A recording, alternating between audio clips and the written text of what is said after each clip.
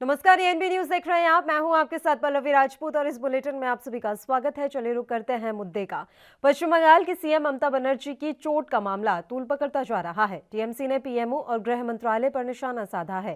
TMC ने आरोप लगाया कि अस्पताल में भर्ती बंगाल की सीएम की सेहत को लेकर पीएम और गृह मंत्री ने कोई पूछताछ नहीं की। ममता बनर्जी की चोट के मामले में अब टीएमसी ने पूरे बंगाल में प्रदर्शन करने का ऐलान किया है। पार्टी का कहना है कि 12 मार्च से राज्य भर में प्रदर्शन किया जाएगा। गौरतलब है कि नंदीग्राम में ममता बनर्जी ने बीते दिन अपना नामांकन दाखिल किया। इसी के बाद वह शाम को चुनाव प्रचार कर रही थी, तभी उनके साथ हादसा हो गया। सीएम ममता का दावा है कि कुछ लोगों ने उनके पैर को कुचलने की कोशिश की, जिसके कारण गाड़ी के दरवाजे में उनका पैर दबा और उनको चोट लग गई। फिलहाल उनका इलाज कोलकाता के अस्पताल में चल रहा है। गौरतलब है कि ममता को चोट लगने के बाद टीएमसी लगातार बीजेपी पर हमलावर है। वहीं बीजेपी के कई नेता इस घटना को हादसा बता रहे हैं। कैलाश विजयवर्गीय समेत कई नेताओं ने घटना की जांच की मांग की है। हालांकि विपक्ष के तमाम नेता ममता के साथ खड़े दिखाई दिए और बीजेपी पर निशाना साधा।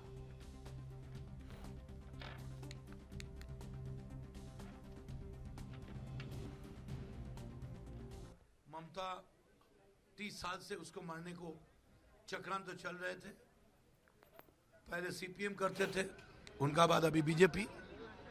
कुछ दिन पहले हमारा मिनिस्टर के ऊपर बम ब्लास्ट हुआ, वो भी रेलवे प्लेटफॉर्म में। उसका बाद ममता बनर्जी जैसा पॉपुलर लीडर, उसका ऊपर ऐसा कैसे हो जाए? क्या यह रूल है कि अगर आप लीडर है आपको सिक्योरिटी मिलेंगे और आप चुनाव का प्रार्थी है आपको सिक्योरिटी नहीं मिलेंगे?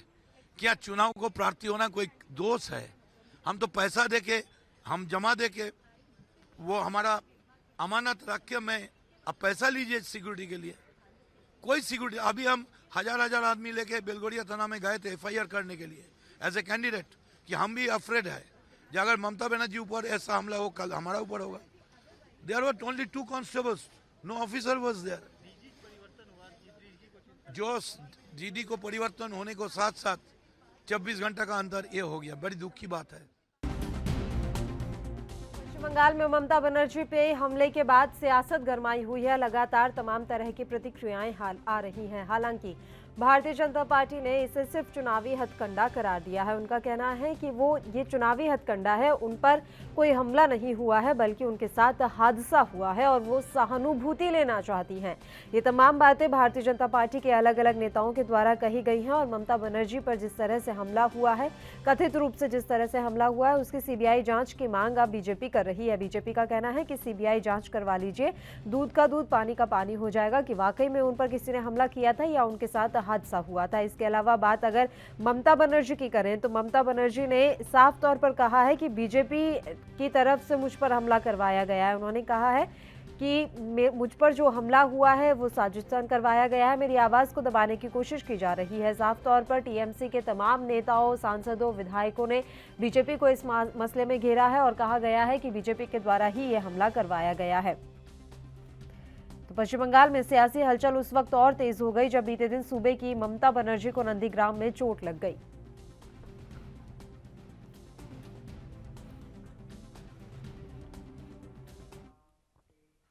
चलिए इस मसले पर चर्चा की शुरुआत कर लेते हैं। इस समय 2 मेहमान हमारे साथ लाइव जुड़ गए हैं। आपका परिचय करवा देते हैं मेहमानों से। सुमित मेहरोत्रा जी जो कि टीएमसी से हैं, इनके अलावा भारतीय जनता पार्टी से हमारे साथ राघवेंद्र सिंह जी जुड़ गए हैं। सर, आप दोनों मेहमानों का बहुत बहुत स्वागत है एएनबी न्यूज पर। सबसे पहले राघवेंद्र जी आपसे शुरुआत कर लेते हैं। देखिए, जिस तरीके से कल नंदीग्राम में ममता बनर्जी पर कथित रूप से हमला हुआ, वो कह रही है उन पर हमला हुआ है, हालांकि बीजेपी इसे हादसा बता रही है। उसके बाद से तमाम टीएमसी के नेता बीजेपी को घेरने में लगे हुए हैं और इसका सारा दोष भारतीय जनता पार्टी पर मढ़ा जा रहा है। आप लोगों ने हमला करवाया। देखिए पल्लवी जी, हमला अगर हुआ है तो उसका कोई साक्ष्य, उसका कोई प्रमाण, उसका कोई वीडियो फुटेज या उसका कोई ऐसा गवाह जो अधिकृत हो, अभी तक तो सामने नहीं आया है। ममता बनर्जी ने पिछले 10 वर्षों कोई भी पश्चिम बंगाल में विकास का काम नहीं किया है।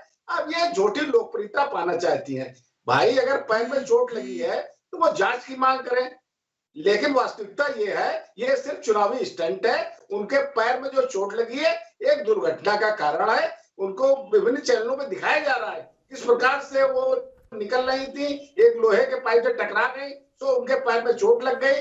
एक आदमी गया फल बगल की दुकान से बर्फ ले आया, उसकी सिकाई की, ये सब सच्चे प्रमाण सामने आ चुके हैं। पल्लवी जी, विषय ये नहीं है, विषय ये है इनको पश्चिम बंगाल के विकास पर चर्चा करनी चाहिए। इन्हें ये बताना चाहिए पिछले 10 वर्षों इन्होंने पश्चिम बंगाल के साथ क्या किया है। इन्हें ये बताना चाहिए कि कितने भारतीय जनता पार्टी कार्यकर्ताओं की जो हत्याएं हुई हैं उसमें टीएमसी का हाथ नहीं है। वास्तविकता ये है कि ये सिर्फ झूठी लोकप्रियता पाना चाहती है, इसके अलावा कहीं कुछ नहीं है। अगर ममता बनर्जी सीबीआई जांच की मांग करती है तब तो लगता है कि वास्तव में कोई ऐसी घटना दुर्घटना हुई है, लेकिन ऐसा कहीं कुछ नहीं है। कोई ऐसा प्रमाण सामने नहीं आया पल्लवी जी। ये सिर्फ चुनाव में लाभ पाने के लिए ये ऐसा कर रही है। ठीक है, बताइए सुमित मेहरोत्रा जी, क्या सहानुभूति हासिल करने के लिए ये पूरा हथकंडा अपनाया गया है? कैलाश विजयवर्गीय भी कह रही है कि इस हथकंडे से कुछ होना जाना नहीं है, बताइए। पल्लवी जी, सबसे पहले तो मैं आप सभी लोगों को महाशिवरात्रि की पर्व पे हार्दिक शुभकामनाएं देना चाहता हूँ, सभी लोगों को, क्योंकि आज का दिन बहुत बड़ा दिन है, भगवान शिव का दिन है, सब लोग शिव जी की पूजा करते हैं। और कल ही हमारे माननीय राष्ट्रीय अध्यक्ष के ऊपर हमला हुआ है, जिस तरीके से भारतीय जनता पार्टी ने करवाया है, ये संयोजित दंगा इन्होंने करवाया है। इन लोगों का ये चाल रहती है भारतीय जनता पार्टी वालों की कि ममता दीदी की एक जो पॉपुलैरिटी है वहां पे बनी हुई है साख, उसको हम खत्म करें, ये चुनाव में ज्यादा प्रचार ना कर पाए, इन्हें चोटिल हो जाएंगे, ये कुछ भी होता, उनके संग में हादसा बड़ा भी हो सकता था। और तो ये लोग इसका फायदा उठाते कि वो चुनाव प्रचार में नहीं जा पाती, ये लोग चुनाव में अपना किसी तरीके से करते, पर ऐसा इनके मंसूबों में पानी फिर गया है। ममता दीदी तुरंत, उन्होंने खुद आज ये कहा है, मैं 14 तारीख से चुनाव अभियान चालू कर रही हूं, जनता के बीच में जाऊंगी। और जिन लोगों ने ये करा है उनको दंड तो जरूर मिलेगा, चाहे वो कोई हो। और ये इनके कैलाश विजयवर्गीय जी या और लोग ये बातें करते रहते हैं कि उन्होंने स्टंट है, उनका चुनावी स्टंट है, हार रही थी तो अपने ऊपर करा लिया। तो ये जो इनके जेपी नड्डा जी जब गए थे पश्चिम बंगाल के अंदर, उन्होंने जो अपने ऊपर हमला कराया था भारतीय जनता पार्टी वालों खुद, तो ये खुद संयोजित था कि जनता के बीच में प्रेम बढ़ाने का। ये अगर उसे अपना स्टंट मान रहे हैं तो ठीक है, बताइए राघवेंद्र जी, अगर आप स्टंट मान रहे हैं तो जब जेपी नड्डा पर हमला हुआ था तब वो भी स्टंट था क्या?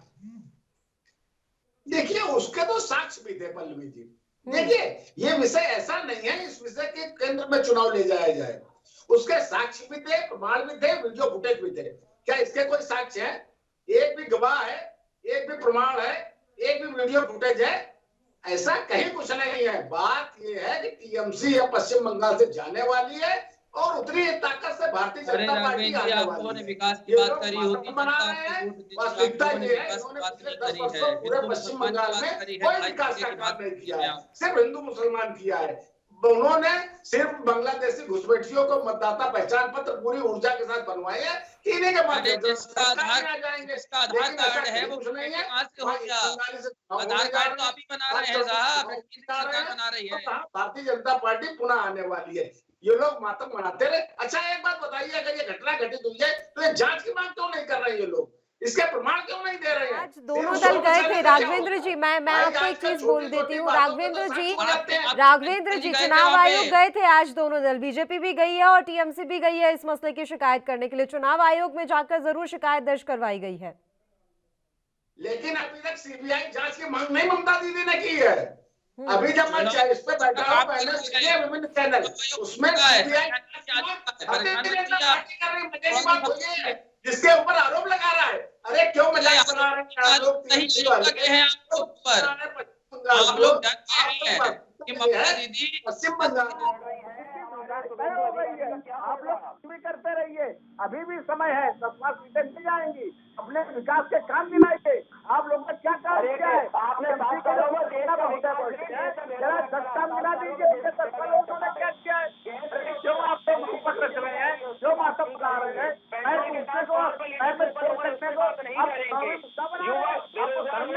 बात नहीं करेंगे। 2 करोड़ नौकरियां अवसर देने की बात करिए जो उसके ऊपर बात नहीं करेंगे। आप लोग क्या करेंगे? प्रोपेगेंडा करते हैं, हिंदू मुसलमान की राजनीति करते हैं, तुष्टिकरण की राजनीति करते हैं। विकास के ऊपर बात करी होती है, 7 सालों में कुछ नहीं करा। मोदी जी जब जाते हैं, कहीं देर भी जाते हैं, हम भाइयों बहनों मित्रों, बस 7 साल में करा क्या हुआ उन्होंने? 7 साल में काम करा? आप बताइए, आपने पश्चिम बंगाल में 7 सालों में क्या किया है? देश को धोखा देने जवाब देने का आप लोग 2 करोड़ नौकरियां कहाँ है हर साल? ये बताइए आप 10 सालों में आपने क्या किया है? कुछ तो बात अरे हम तो गिरा देंगे, लोकसभा चुनाव में 4 साल पूरा है। आप ये बताइए हमारी केंद्र की योजनाओं को आपने पश्चिम जी सुमित जी, राघवेंद्र जी, सुमित जी, एक एक करके बात करते हैं सर। दोनों एक साथ बोल रहे हैं, दोनों की बात नहीं समझ में आ रही, एक एक करके बात कर लेते हैं। चलिए, राघवेंद्र जी का सवाल है सुमित मेहरोत्रा जी कि आप हमारी छोड़िए, आपने 10 साल में पश्चिम बंगाल में क्या किया, कुछ पॉइंट्स बता दीजिए उन्हें, ताकि उनको भी आगे आने वाले समय में उस पर कुछ कहने के लिए रह जाए। बताइए। मेरे मेरे मेरे प्रवक्ता भाई मुझसे पूछ रहे हैं कि क्या काम करा है बंगाल के लिए। बंगाल के लिए बहुत अच्छा काम करा है। जहां किसानों की बात होती है, सबसे नंबर 1 किसानों की बात करते हैं। आज किसान बेहाल है, पूरे देश में किसान सड़कों पे है, इन्हें वो दिखाई नहीं पड़ता, केवल इन्हें बंगाल का किसान दिखाई पड़ रहा है। अब सुन लीजिए ना राघवेंद्र जी, सुन लीजिए राघवेंद्र जी, सुन लीजिए एक बार उनका बात, ऐसे डिबेट नहीं, राघवेंद्र जी ऐसे डिबेट नहीं होती है। तर्क वितर्क करिए, पर जनता भी देख रही है। आपने 10 सालों में क्या किया, हमें डिबेट मत दिलाइए। ठीक है, बताइए पिछले 10 सालों में आपने कौन से काम किए पश्चिम बंगाल? वही तो वो बता रहे हैं, किसानों के मसले से उन्होंने शुरुआत की। सुन तो लीजिए, एक बार सुन लीजिए ना, पूरी बात कंप्लीट हो जाने दीजिए सर। सुन लेते हैं, इनको 5 मिनट देते हैं। ठीक है, बिल्कुल सुमित मेहरोत्रा जी। यही रहता है साहब, आप लोगों का यही रहता है, काम बता रहे हैं तो आप चढ़ रहे हैं। तो अब आप बता दीजिए सर, अभी तंज मत मारिए, अभी आप काम बता दीजिए, आप लोगों ने क्या काम करवाया। जी जी जी जी जी जी 10 सालों में हमने किसानों की आय दुगनी करी है। ये देते हैं साल में 6,000 रुपए, केंद्र से आते हैं 6,000 रुपए। वहां पे माननीय ममता दीदी 10,000 रुपए दे रही हैं किसानों को। 23 ये करते हैं 23 लाख की बात, हम करते हैं 73 लाख की बात। किसान वहां पे है बंगाल के अंदर 73 लाख, ये 23 लाख को देने की बात करते हैं, हम 73 लाख को दे रहे हैं। और 5 लाख का बीमा हमारी सरकार दे रही है 73 लाख लोगों को, किसानों को भी दे रही है, वहां की आम जनता को भी मिल रहा है, बच्चियों को पैसा मिल रहा है। और सबसे बड़ी एक चीज सुनिए, मैंने बता रहा हूँ, ये हिंदुओं के ठेकेदार हैं, हिंदुओं के धर्म की बातें करते हैं ये। वहां पे हर एक ब्राह्मण को 1,000 रुपए प्रति महीना दिया जा रहा है और एक मकान दिया जा रहा है ब्राह्मणों को। ये वहां की सबसे बड़ी योजना है हिंदुओं के लिए। ये हिंदुओं की बात करते हैं, इन्होंने देश में कौन से हिंदुओं को क्या दिया आज तक? धोखे में रखा और कुछ नहीं करा है। जय श्री राम का नारा लगाते रहिए और कोई काम मत करिए। ठीक है, अब हम बात ले लेते हैं, राघवेंद्र जी का भी जवाब ले लेते हैं। सर उम्मीद करूंगी कि आप उनकी बात सुन लेंगे। बताइए राघवेंद्र जी, उन्होंने अपनी लिस्ट आपको थमा दी। पल्लवी जी, चैनल पे बैठ के सफेद झूठ बोलना इन लोगों को बहुत बेहतर तरीके से आते हैं। केंद्र की योजनाओं का नाम बदल के केंद्र के पैसे को दूसरे नाम के द्वारा इन लोगों ने प्रयोग किया है, इसके अलावा कुछ नहीं किया है। हमारी केंद्र सरकार ने जो पैसा दिया है उसका नाम बदल करके ये उसका उपयोग करते रहे हैं। देखिए, वास्तविकता ये है कि ये इन लोगों ने मात्र हिंदू मुस्लिम किया है पश्चिम बंगाल में, इसके अलावा कुछ नहीं किया है। अरे वहां पर दुर्गा पूजा में दुर्गा माता की मूर्ति को विसर्जन के लिए वहां के लोगों को हाई कोर्ट जाना पड़ता था। इतनी शर्म की बात है। ये हिंदुओं की बात कर रहे हैं।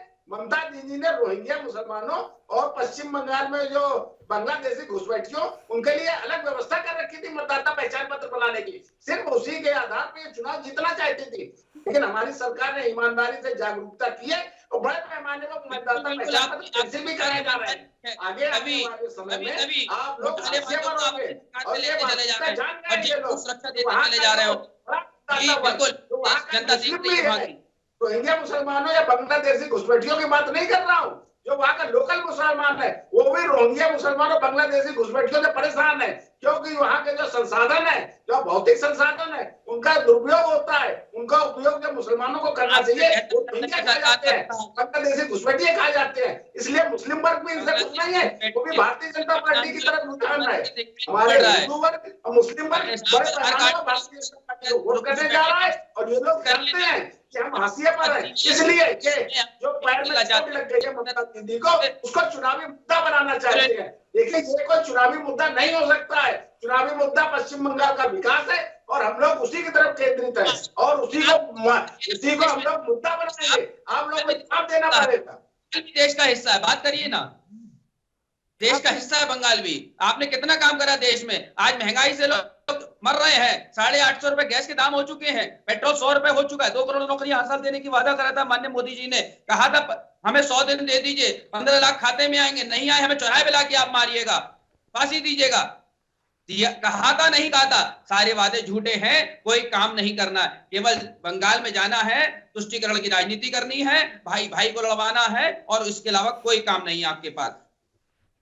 किसानों के ऊपर बात नहीं करते हैं, किसानों की आय दुगनी करेंगे, कहाँ है साहब? यूपी में हत्याएं हो रही हैं, ब्राह्मणों की हत्याएं हो रही हैं, कुछ तो बोलिए, कुछ तो। हेलो, बोलिए सुमित जी। जी, तो ये जो भारतीय जनता पार्टी खेल खेल रही है पश्चिम बंगाल के अंदर, वो वहां की जनता समझ चुकी है। और जिस तरीके से कल घटना हुई है, माननीय राष्ट्रीय अध्यक्ष के ऊपर हमारे हमला हुआ है, और इनके सामने आएगा, ये चाहते थे कि माननीय ममता दीदी के चोटिल हो जाए, कुछ भी हो जाए, चुनाव प्रचार ना कर पाए, तो ऐसा इनके संग में होगा नहीं। ये लोग सोच रहे हैं कि सुबह फेल हो चुकी है बंगाल के अंदर, और जिस तरीके से सोच रहे हैं कि सरकार बना लेंगे, सरकार में भी नहीं आ रहे हैं ये लोग। ये दूसरा तीसरे नंबर की लड़ाई लड़ रहे हैं। ठीक है, बिल्कुल। भारतीय जनता पार्टी बन रही है और उसके रुझान भी दिखाई पड़ रहे हैं बड़े पैमाने पर। टीएमसी से नेता जो कद्दावर नेता थे, भारतीय जनता पार्टी की विचारधारा को स्वीकार कर रहे हैं। ये आपको नहीं लग रहा है कि भारतीय जनता पार्टी की सरकार आ रही है?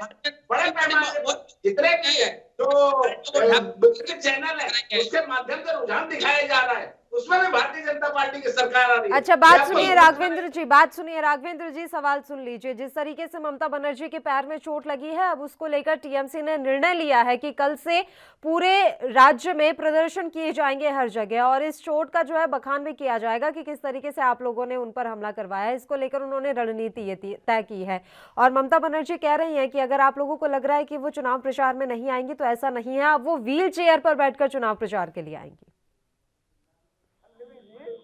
कुछ होने वाला नहीं है। वो अगर ईमानदारी से चुनाव लड़ना चाहती हैं, अपने 10 सालों को विकास को लेकर के जनता के बीच में जाएं और बताएं कि मैंने 10 साल में क्या काम किया है।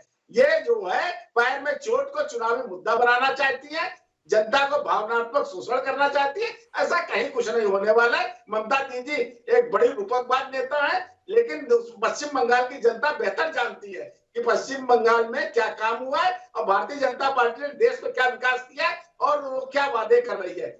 बड़े पैमाने पर टीएमसी के बड़े बड़े नेता भारतीय जनता पार्टी ज्वाइन कर रहे हैं और दिखाई पड़ रहा है रुझान भारतीय जनता पार्टी के पक्ष में है। इसमें इससे ज्यादा कोई कहने की आवश्यकता नहीं है।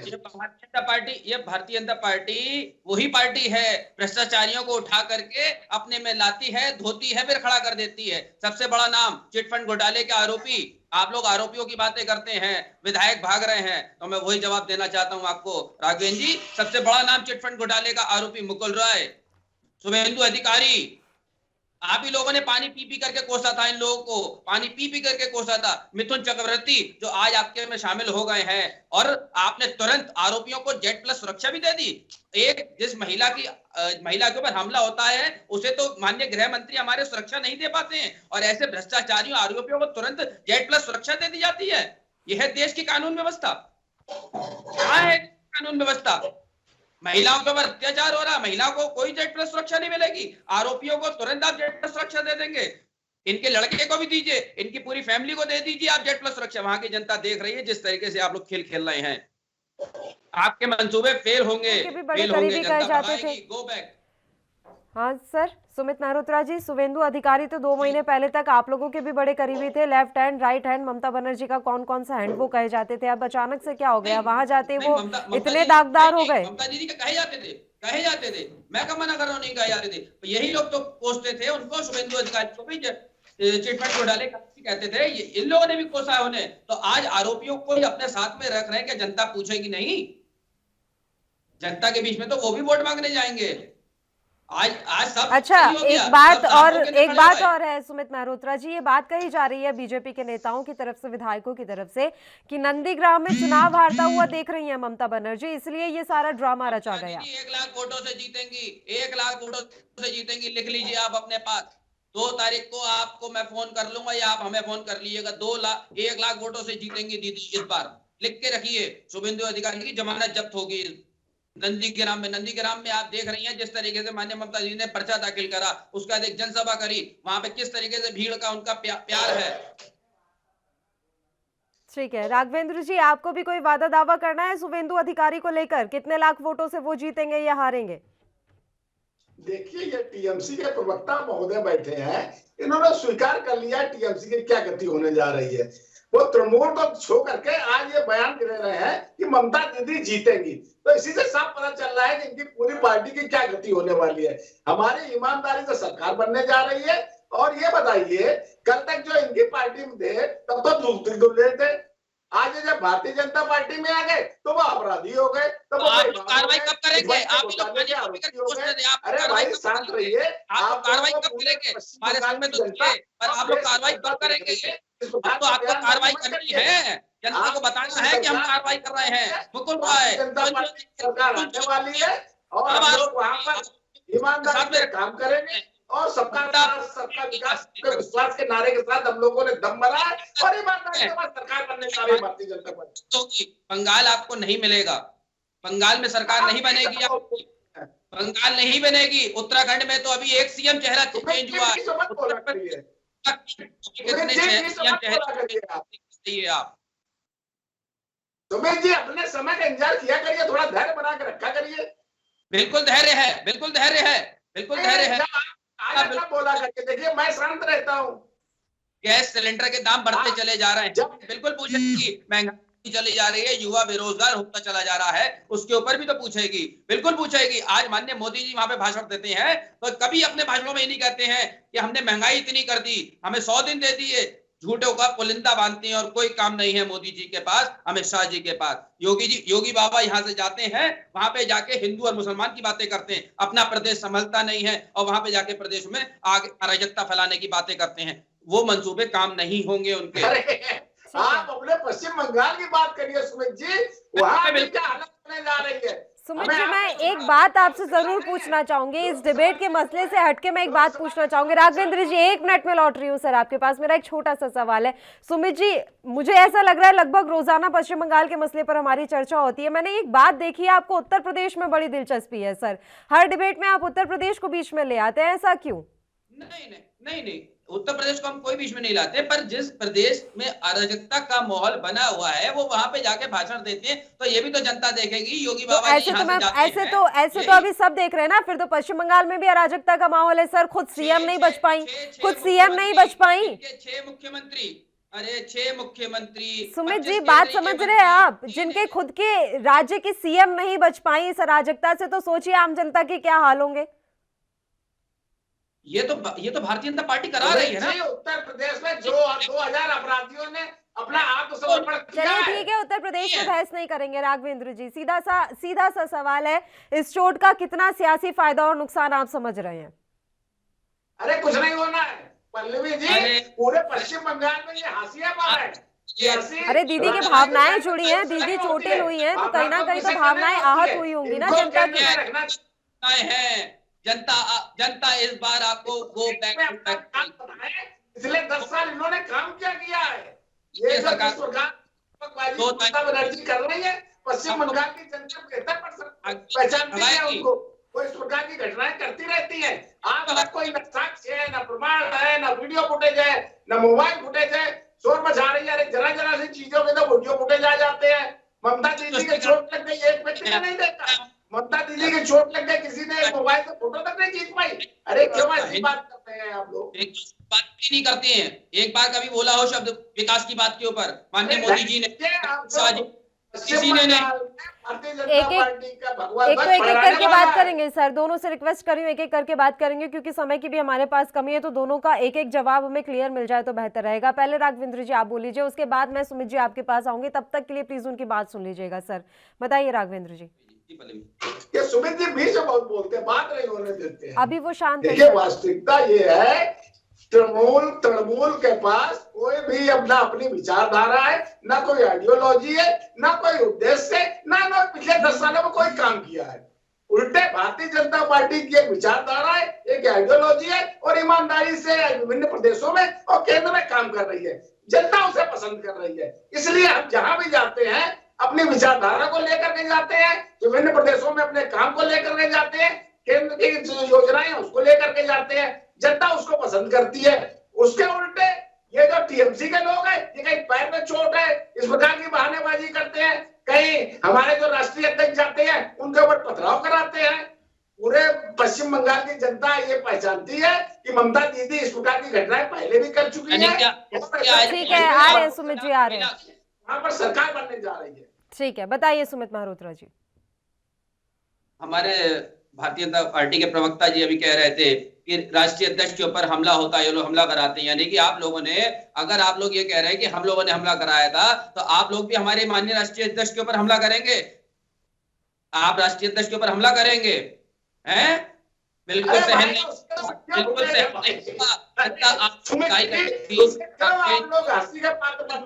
ठीक है राघवेंद्र जी, आखिरी कमेंट है सुमित जी का। बिल्कुल राघवेंद्र जी सुमित जी का मेरी बात समझ आखिरी लीजिए। कमेंट। देखिए, हम लोगों की डिबेट हो रही है, विकास के मुद्दे पे बात होनी चाहिए कि हिंदू मुसलमान के ऊपर बात होनी चाहिए, ना जय श्री राम के ऊपर बात होनी चाहिए, विकास के मुद्दों पर बात होनी चाहिए। देश में कितनी विकास हुई है, आज देश की जीडीपी घटती चली जा रही है, विकास दर नीचे आ गई है, महंगाई बढ़ती चली जा रही है, जनता बेहाल है। इसके ऊपर कोई बात नहीं करेंगे आप लोग? क्यों नहीं करेंगे? युवा बेरोजगार होता चला जा रहा है। युवा जब नौकरी मांगता है, आप लोग कहते हैं पकौड़े तलिए। कब तक चलेगा साहब? कब तक? 7 साल हो गए हैं आपको देश में दिए हुए, आप लोग बात नहीं करते हैं। तो जनता भी तो ये पूछेगी आप किस उससे जा रहे हैं प्रदेश में। और जब कोरोना काल चल रहा था, आप लोगों ने कितनी मदद करी वहां पे, ये आप बताइए। और इससे पहले तूफान आया था, तूफान में आप लोगों ने कितनी मदद करी वहां की जनता की? कोई बात नहीं होगी। केवल हिंदू और मुसलमान के ऊपर आप बात कर लीजिए, इसके अलावा आप लोगों के पास। बिल्कुल सर, पश्चिम बंगाल का वोटर, पश्चिम बंगाल की जनता बहुत समझदार है और उन्होंने अपने अपने मुद्दे रखे हुए हैं कि उन मुद्दों पर जाकर किस प्रत्याशी को वोट देना है। तो हमें पूरा विश्वास है पश्चिम बंगाल की जनता पर, वो न्याय ही करेगी। फिलहाल आप दोनों मेहमानों का शुक्रिया तमाम चर्चा के लिए, आप हमारे साथ जुड़े। और इसी के साथ इस बुलेटिन में फिलहाल के लिए इतना ही। मुझे दीजिए इजाजत, नमस्कार।